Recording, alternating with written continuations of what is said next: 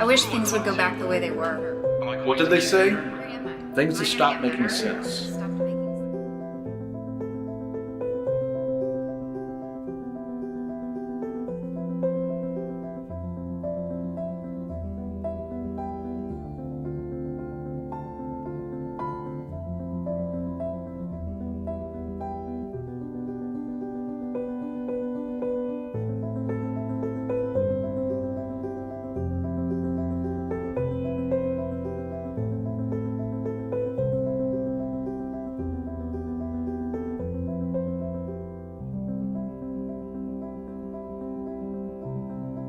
Tom came to us with a stroke. He had blockage of the blood vessels going to his brain and his neck, the carotid arteries, both sides.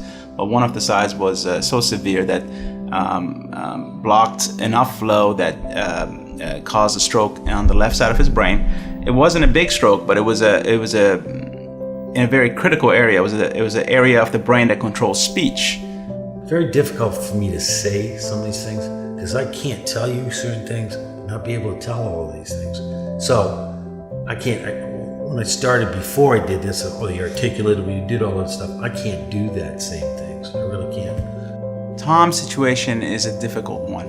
It would have almost been easier to be paralyzed on one side of the body as opposed to having aphasia, which is inability to speak.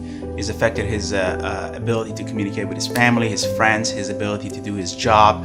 But through willpower and a lot of help from his family, and especially his wife, he's really put a lot of hard work into it and powered through the disability to try to regain as much as he can and try to get the best quality of life that he can after this devastating injury. We're 2.5 years into it, and I still see improvement.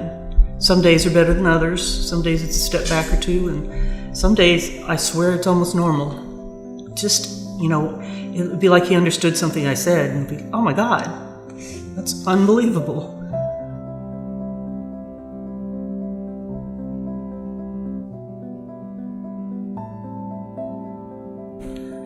When he first started making the boxes, I had no idea what he was doing. It was confusing. And I'd come home every day and there'd be more boxes and more boxes. But what's interesting about them is when he first started making them, the tops were really scrambled, like puzzle pieces that weren't put together. And as he recovers, they're getting more linear. He's lining everything up. It's like watching his brain get better. I'm amazed that he has such a spirit that he wasn't going to give up. He was going to do something.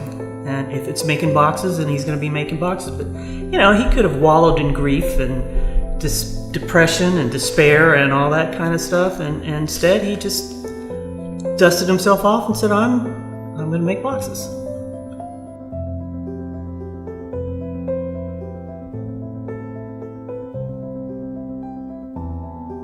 The need in the community regarding the services that the Resource Center from the NNI provides is very high because we have a lot of neurologically injured patients.